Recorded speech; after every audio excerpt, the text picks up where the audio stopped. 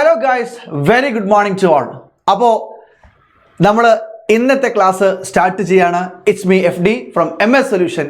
ഇനി എന്തിന് വേറെ സൊല്യൂഷൻ? മക്കളെ, നിങ്ങൾ ഈ PPTയിൽ കാണുന്ന അതേ കാര്യങ്ങളാണ് 15 മിനിറ്റ് കൊണ്ട്, മാക്സിമം 20 മിനിറ്റ് കൊണ്ട് നമ്മൾ നേടാൻ പോകുന്നത് 60 മാർക്കാണ്. +1ന്റെ പരീക്ഷ 10ാം ക്ലാസ്സിലെ പരീക്ഷയെ പോലെ അല്ല. ഡിസ്കോഴ്സസുകളാണ് ഇവിടെ മാർക്ക് നിർണ്ണയിക്കുന്നത്. നമ്മുടെ വില്ലൻ, നമ്മുടെ റോളക്സ് എന്ന് പറയുന്നത് ഡിസ്കോഴ്സസ് ആണ്. കാരണം നമുക്ക് ഇവിടെ വരുന്ന പാരഗ്രാഫ് ഡിസ്കോഴ്സസ് എന്ന് പറയുന്നത് 80% ആണ്. ബാക്കി 20% അല്ലെങ്കിൽ ഒരു 15% മാത്രമേ നമുക്ക് ഗ്രാമർ വരുന്നുള്ളൂ. ഡിസ്കോഴ്സസുകൾ പഠിച്ചാൽ പിന്നെ വേറെ ഒന്നും നോക്കണ്ട, നമുക്ക് വളരെ ഈസി ആയിട്ട് മാർക്ക് സ്കോർ ചെയ്യാൻ പറ്റും. നോക്കൂ, 4 മാർക്കിന്റെ ചോദ്യം, 6 മാർക്കിന്റെ ചോദ്യം, 8 മാർക്കിന്റെ ചോദ്യം. ഡെഫിനറ്റ്ലി നിങ്ങൾക്ക് ചോദിക്കുന്നത് വ്യത്യസ്ത ഡിസ്കോഴ്സുകളായിരിക്കും. അവ ഏതൊക്കെയാണ്, പ്രധാനപ്പെട്ടത് ഏതൊക്കെയാണ് എന്നുള്ളതാണ് നമ്മൾ ഈ ഒരു ചെറിയ ലൈവിലൂടെ ചെയ്യാൻ പോകുന്നത്. എല്ലാ മക്കളും ശ്രദ്ധിച്ച് നോക്കി ഇരുന്നോ. റെഡിയാണല്ലോ? യെസ്. അപ്പോൾ ഒന്നാമതായിട്ട് നമുക്ക് പറയാനുള്ളത് ലെറ്റേഴ്സ്. പറഞ്ഞ മക്കളെ, ലെറ്റേഴ്സ്. 2 തരം ലെറ്റേഴ്സ് ഉണ്ട്. ഒന്ന് ഇൻഫോർമൽ ലെറ്റർ, അതുപോലെ തന്നെ ഫോർമൽ ലെറ്റർ. റെഡിയാണല്ലോ? Yes, formal letter.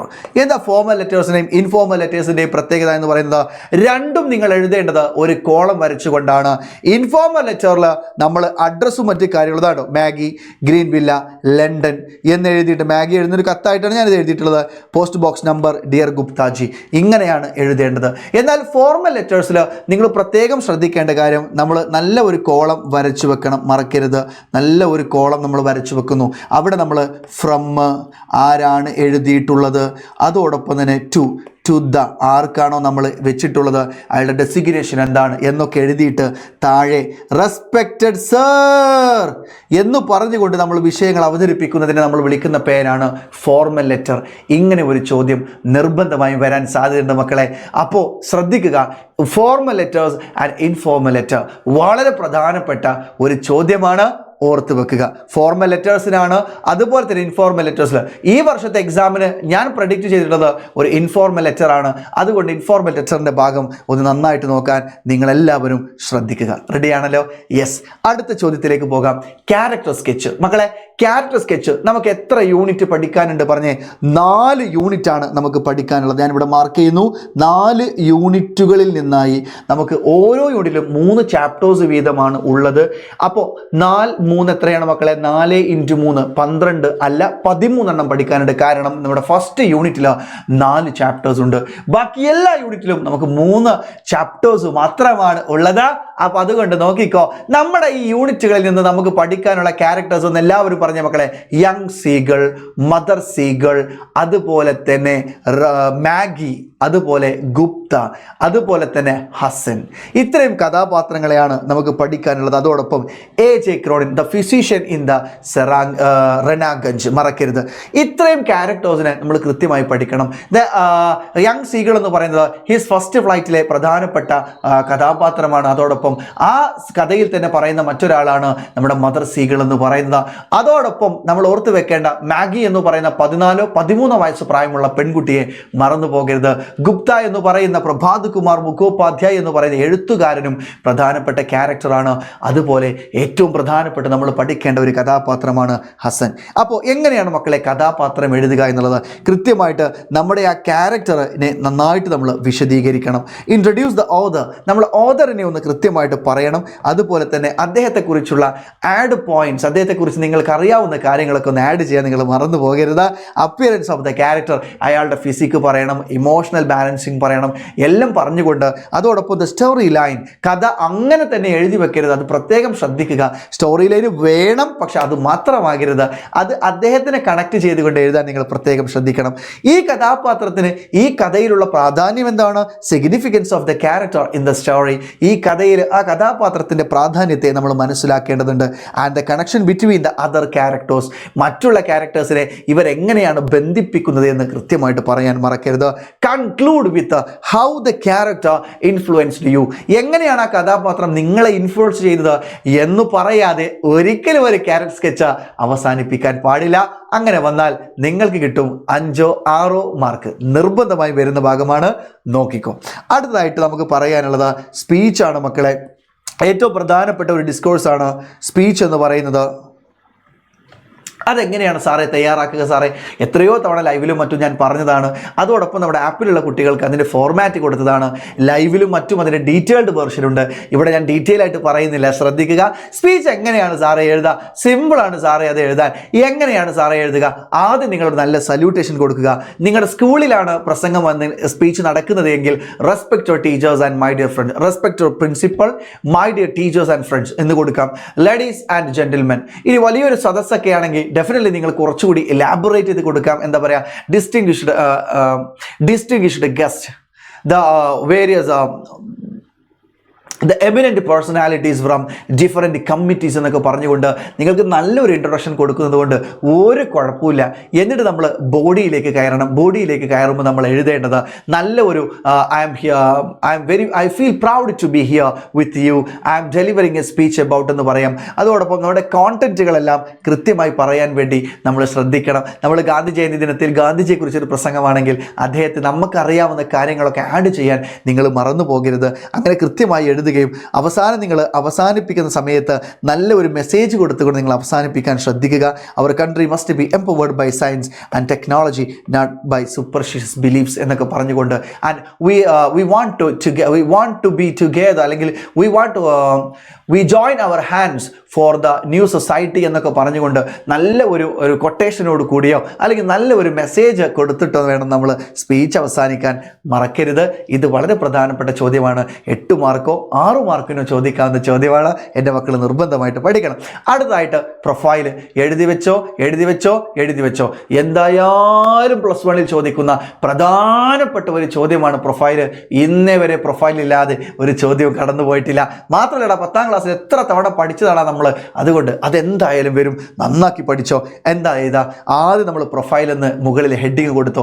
അതേത് ഡിസ്കോഴ്സ് ആണെങ്കിലും നിങ്ങൾക്കത് എഴുതി വെക്കാവുന്നതാണ്. പിന്നീട് നമ്മൾ ചെയ്യേണ്ടത്, ആരാണോ ആ വ്യക്തി അയാളുടെ പേര് ടൈറ്റിലായി കൊടുത്താൽ അവിടെ നമുക്ക് 1 മാർക്ക് വീണടാ. പിന്നെ നമ്മൾ എഴുതേണ്ടത് അദ്ദേഹത്തിൻ്റെ പേര് എഴുതുക, അദ്ദേഹം ജനിച്ച സ്ഥലം, അദ്ദേഹം ജനിച്ച വർഷം, അദ്ദേഹം പഠിച്ചിട്ടുള്ള കോളേജ്, അദ്ദേഹം നേടിയിട്ടുള്ള ഡിഗ്രികൾ, അദ്ദേഹത്തിൻ്റെ പാരൻസ് ആരാണ്, അദ്ദേഹത്തെ വിളിക്കുന്ന വിളിപ്പേരെന്താണ്. He well known as supernova of physics, missile man of India. റെഡിയാണ്? അങ്ങനെയൊക്കെ നിങ്ങൾക്കത് ആഡ് ചെയ്യാവുന്നതാണ്. മറന്നു പോകരുത്. പിന്നീട് അദ്ദേഹത്തിന് കിട്ടിയിട്ടുള്ള അവാർഡുകൾ, അദ്ദേഹം എഴുതിയിട്ടുള്ള പുസ്തകങ്ങളാവട്ടെ, അഭിനയിച്ച സിനിമകളാവട്ടെ, ഇതെല്ലാം നിങ്ങൾ അതിൽ ആഡ് ചെയ്തിട്ട് അവസാനം അദ്ദേഹം മരണപ്പെട്ടിട്ടുള്ള ആളാണെങ്കിൽ ഹി പാസ്ഡ് അവേ എന്ന് എഴുതുക.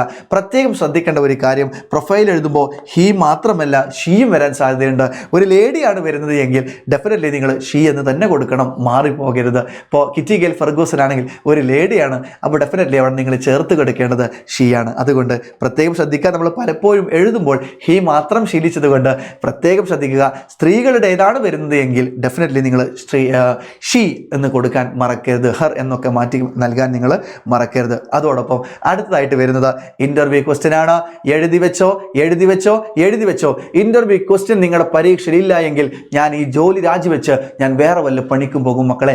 Interview question is compulsory one in each and every exams in +1 higher secondary exam. നമ്മൾ +1 എക്സാമിന് നിർബന്ധമായി വരുന്ന പ്രധാനപ്പെട്ട ഒരു പാർട്ടാണ് ഇൻ്റർവ്യൂ ക്വസ്റ്റ്യൻസ്. ഒന്നുകിൽ 6 ചോദ്യം ചോദിക്കാം, അല്ലെങ്കിൽ 5 ചോദ്യം ചോദിക്കാം. 5, 6 ഏതെങ്കിലും ഒരു പ്രധാനപ്പെട്ട വ്യക്തിയോടാകാം. APJ അബ്ദുൽ കലാമിനോടാകാം, കിറ്റി ഗേൽ ഫെർഗൂസനോടാകാം. കിറ്റി ഗേൽ ഫെർഗൂസനെ ഞാൻ ആവർത്തിക്കാനുള്ള കാരണം ഇതുവരെ ചോദിക്കാത്ത ഒരാളാണ്, ഒളിഞ്ഞിരിക്കുന്ന ഒരാളാണ്. ചിലപ്പോൾ അവിടെ ഒരു ചോദ്യം വരാനുള്ള സാധ്യതയുണ്ട്. അതോടൊപ്പം തന്നെ ചിലപ്പോൾ നമുക്കൊന്നും അറിയാത്ത ഏതെങ്കിലും ഒരാളോടായിരിക്കും നമുക്ക് ചിലപ്പോൾ ചോദ്യങ്ങൾ ചോദിക്കാനുണ്ടാവുക. 2 രൂപത്തിലാണ് ചോദ്യങ്ങൾ വരിക. ഉത്തരം എഴുതാനുള്ളത്, ഉത്തരം എഴുതാനില്ലാത്തത്. പരമാവധി +1 കുട്ടികൾക്ക് ഉത്തരം എഴുതാനില്ലാത്ത ഇൻ്റർവ്യൂ ക്വസ്റ്റ്യൻസ് ആണ് തരാനുള്ളത്. അതുകൊണ്ട് ഇൻ്റർവ്യൂ ക്വസ്റ്റ്യൻസ് കൃത്യമായി ശ്രദ്ധിക്കുക. നോക്കിക്കോ മക്കളെ, തുടങ്ങുമ്പോഴൊക്കെ മാം, sir, very good morning to you, I'm very happy to be here, അല്ലെങ്കിൽ I feel proud to be here with you എന്നൊക്കെ പറഞ്ഞുകൊണ്ടൊന്ന് എഴുതുന്നത് വളരെ നല്ലതാണ്. അങ്ങനെ ഒരു ക്വസ്റ്റ്യൻ, ആദ്യത്തെ ക്വസ്റ്റ്യന് മാത്രം അത് കൊടുത്താൽ മതി. പിന്നീടുള്ള ക്വസ്റ്റ്യനിൽ നിങ്ങൾ മാം, സർ എന്നോ എന്തെങ്കിലും ഒരു പേര് അഭിസംബോധന ചെയ്തുകൊണ്ട് ചോദിക്കുന്നത് വളരെ നന്നായിരിക്കും. അങ്ങനെ നിങ്ങൾ എഴുതി കഴിഞ്ഞാൽ, ഒരു ഇൻട്രൊഡക്ഷനൊക്കെ കൊടുത്ത് മനോഹരമായിട്ടൊരു ഇൻ്റർവ്യൂ ക്വസ്റ്റ്യനൊക്കെ എഴുതി കഴിഞ്ഞാൽ അത് നിങ്ങൾക്ക് നല്ല മാർക്ക് കിട്ടാൻ ഉപകരിക്കുന്നതായിരിക്കും. Okay, next review. മക്കളെ സിനിമ റിവ്യൂസും അതുപോലെ തന്നെ നമ്മുടെ വ്ളോഗ് അതുപോലെ തന്നെ ഭക്ഷണ റിവ്യൂകളൊക്കെ നമ്മൾ ഒരുപാട് കേട്ടിട്ടുണ്ടാകും. അതോടൊപ്പം തന്നെ നമുക്ക് പഠിക്കേണ്ട പ്രധാനപ്പെട്ട ഒന്നാണ് റിവ്യൂ റൈറ്റിംഗ് എന്ന് പറയുന്നത്. നമുക്ക് ഏതൊക്കെ ചാപ്റ്റേഴ്സ് നമുക്ക് റിവ്യൂ വരാം? എല്ലാ ചാപ്റ്റേഴ്സും റിവ്യൂ വരാം. ഏതൊരു ചാപ്റ്റർ ആകട്ടെ അതിൻ്റെ നറേഷൻ അല്ലെങ്കിൽ അതിൻ്റെ ഒരു സമ്മറി, ഒരു ബ്രീഫ് സമ്മറി നമ്മൾ പഠിച്ചു കഴിഞ്ഞാൽ നമ്മുടെ ന്യൂട്ടൺ ബാച്ചിലൊക്കെ ഉള്ള കുട്ടികൾക്ക് അറിയാം, അവർക്ക് എല്ലാ ചാപ്റ്റേഴ്സിൻ്റെയും നമ്മൾ സമ്മറി കൊടുത്തിട്ടുണ്ട്. റെഡിയാണല്ലോ? അപ്പോൾ ഇനി ആരെങ്കിലുമൊക്കെ ജോയിൻ ചെയ്യാൻ അവർക്ക് ജോയിൻ ചെയ്യാവുന്നതാണ്. അപ്പോൾ അത്തരത്തിൽ ഓരോ ചാപ്റ്ററിൻ്റെയും സമ്മറി നമ്മളൊന്ന് ബൈഹാർട്ട് ചെയ്താൽ, ഞാൻ പ്രത്യേകിച്ച് സമ്മറി തയ്യാറാക്കുമ്പോൾ വളരെ ഷോർട്ടാക്കിയിട്ട് ഒരു ഭാഗം പോലും വിട്ടു പോകാതെയാണ് കൊടുക്കാറുള്ളത്. അങ്ങനെ കൊടുക്കുമ്പോഴാണ് കുട്ടികൾക്ക് പഠിക്കാനും താല്പര്യം ഉണ്ടാകാറുള്ളത്. അപ്പോൾ കൃത്യമായിട്ട് റിവ്യൂ നിങ്ങൾക്ക് എഴുതാം. റിവ്യൂ എഴുതുമ്പോൾ എന്താ സാറ് ശ്രദ്ധിക്കേണ്ടത്? എടാ ഏതാടാ കഥയുടെ പേര്, അത് എഴുത്. നിങ്ങൾ ഓഥറിന്റെ പേര് എഴുത്. ഈ പറയുന്ന ഷോർട്ട് സ്റ്റോറിയിലൂടെ എന്താണ് പറയാൻ ഉദ്ദേശിച്ചിട്ടുള്ളത് അത് കൃത്യമായി പറഞ്ഞിട്ടുണ്ടോ? ആരൊക്കെയാണ് അതിലെ കഥാപാത്രങ്ങൾ? ഈ കഥ അല്ലെങ്കിൽ ഈ സ്റ്റോറി അല്ലെങ്കിൽ ഈ പോം നിങ്ങളെ ഇൻഫ്ലുവൻസ് ചെയ്തിട്ടുണ്ടോ ഇല്ലയോ? ഇത് തന്നെയാണ് റിവ്യൂ. ആ റിവ്യൂ അങ്ങ് എഴുതി കഴിഞ്ഞാൽ നിങ്ങൾക്ക് 5 മാർക്ക് അല്ലെങ്കിൽ 6 മാർക്കിന്റെ ചോദ്യമാണ് നിങ്ങൾക്ക് വരുന്നത്. മറന്നു പോകരുത്.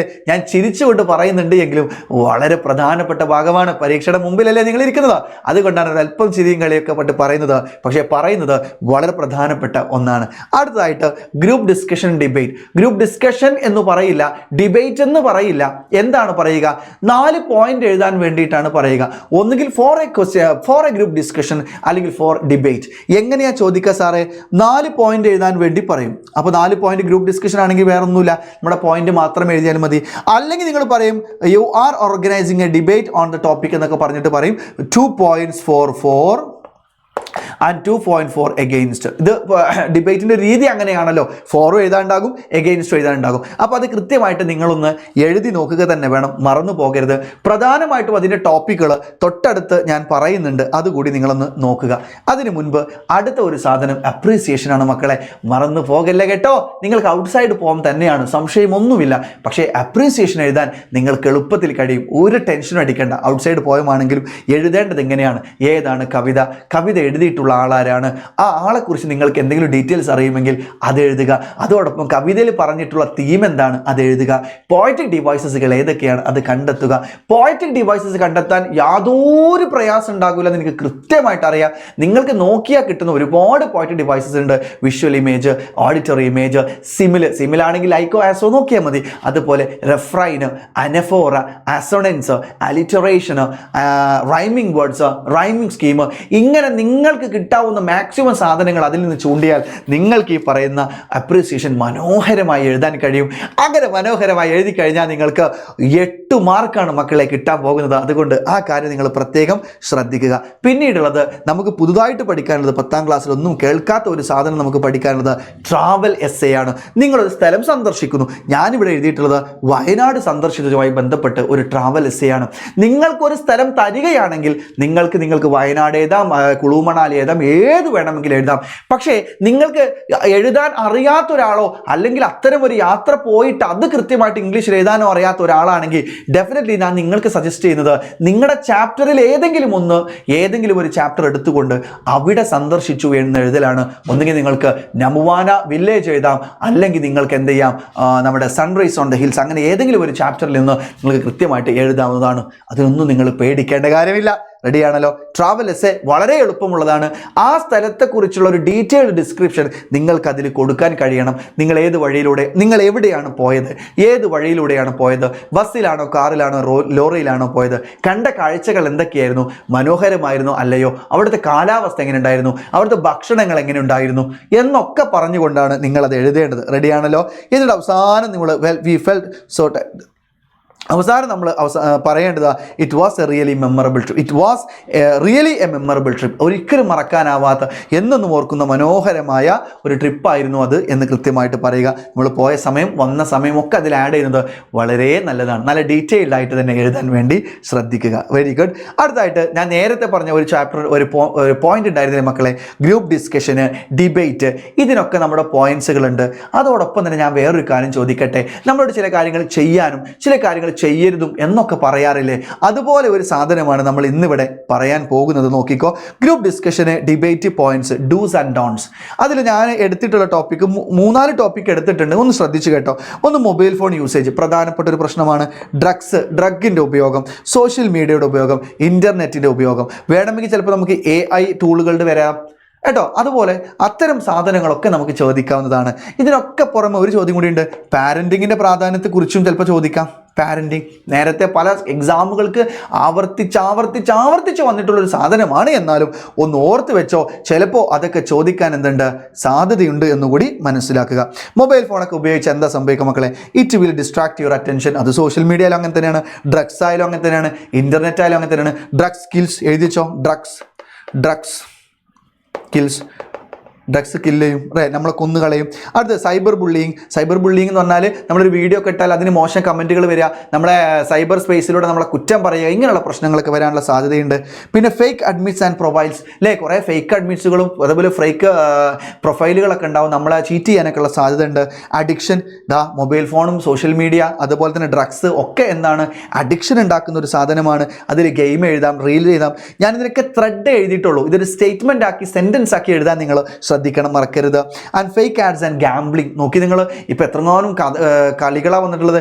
ഇതിലാണ് ലോയിൻ ചെയ്താൽ ഇത്ര റുപ്യ കിട്ടും എന്നൊക്കെ പറഞ്ഞ് നമ്മളെ പറ്റിക്കുന്ന ഒരുപാട് കളികളൊക്കെ ഉണ്ട്, അതിലൊന്നും പെട്ടുപോകരുത്. അതുപോലെ തന്നെ ഫേക്ക് ആഡ്, തെറ്റിദ്ധാരണ പരത്തുന്ന പരസ്യങ്ങളൊക്കെ ഉണ്ട്. Lose the value of time, ശരിയല്ലേ? സോഷ്യൽ മീഡിയ, മൊബൈൽ ഫോണൊക്കെ വന്നപ്പോൾ നമ്മുടെ സമയത്തിൻ്റെ വാല്യൂ നമുക്ക് നഷ്ടപ്പെട്ടു എന്നുള്ളത് പ്രധാനപ്പെട്ട ഒരു പ്രയാസകരമായ സാഹചര്യമാണ്. ദേ ബിക്കെയിം ലേസി, നമ്മളെല്ലാവരും മടിയന്മാരായി മാറിയതൊരു പ്രധാനപ്പെട്ട കാര്യമാണ്. മോർഫിംഗ് ഫോട്ടോസ് ആൻഡ് വീഡിയോസ് അല്ലേ, പ്രധാനപ്പെട്ട ഒരു കാര്യമാണ്. ഇപ്പോൾ AI ടൂളൊക്കെ വന്നപ്പോൾ ഏറ്റവും വലിയ അപകടം അതാണ്. ഏതൊരു പെൺകുട്ടിയുടെ ആൺകുട്ടിയുടെ ഒക്കെ ഫോട്ടോ ഒക്കെ നമുക്ക് പല രൂപത്തിലും ചെയ്യാൻ പറ്റുമെന്നുള്ളത് ഇതിൻ്റെ ഒരു പ്രധാനപ്പെട്ട നെഗറ്റീവ് ഫാക്ടറാണ്. And technology help us to grow. ശരിക്കും ടെക്നോളജി നമ്മളെ വളരാനാണ് സഹായിക്കുന്നത്. But nowadays it makes weaker. നമ്മളെ അത് കൂടുതൽ എന്തായിട്ടുണ്ട്, ഒന്നിനും കൊള്ളാത്തവരാക്കി മാറ്റുന്നുണ്ട് എന്നുള്ളത് പ്രധാനപ്പെട്ട കാര്യമാണ്. Social media is a great platform for us. ശരിക്കും സോഷ്യൽ മീഡിയ എന്ന് പറയുന്നത് ഒരു പ്ലാറ്റ്ഫോം തന്നെയാണ്. പക്ഷേ but we all should care about when we using it. നമ്മൾ ഇത് ഉപയോഗിക്കുമ്പോഴൊക്കെ കൃത്യമായി ശ്രദ്ധിക്കേണ്ടതുണ്ട്. എന്തൊക്കെ വേണം നിങ്ങൾക്ക് എഴുതിക്കോട്ടെ, ഒരു കുഴപ്പമില്ല. ഞാൻ എൻ്റെ കുറച്ച് പോയിന്റുകൾ പറഞ്ഞു എന്ന് മാത്രമേ ഉള്ളൂ, ഇത് മാത്രം എഴുതാൻ പറ്റും എന്നൊന്നും ഇല്ല കേട്ടോ. Cyber crimes are increasing day by day. പ്രധാനപ്പെട്ട ഒരു പോയിന്റാണ്. നോക്കൂ, സൈബർ ഡിപ്പാർട്ട്മെന്റ് എന്ന് പറയുന്ന ഒരു ഡിപ്പാർട്ട്മെന്റ് തന്നെ വരാൻ കാരണമായത് ഈ മൊബൈൽ ഫോൺ, ഇൻ്റർനെറ്റ് പോലുള്ള കാര്യങ്ങൾ കൊണ്ടാണ്. ഇത്തരത്തിൽ നമുക്ക് എന്ത് ചെയ്യാം, ഒരുപാട് ചോദ്യങ്ങൾക്ക് നമുക്ക് ഉത്തരം എഴുതാൻ വളരെ പ്രധാനപ്പെട്ട കുറച്ച് ക്വസ്റ്റ്യൻസ് നമുക്ക് പ്രധാനമായിട്ട് വരുമെന്ന് തോന്നിയ കുറച്ച് ഡിസ്കോഴ്സുകളാണ് നമ്മൾ ചർച്ച ചെയ്തത്. ഇത് മാത്രം നോക്കിയാലും നിങ്ങൾക്ക് കൃത്യമായിട്ട് 60ഓളം മാർക്ക് സ്കോർ ചെയ്യാൻ പറ്റും. എല്ലാവർക്കും നല്ല വിജയം ഉണ്ടാകട്ടെ. Okay, bye bye.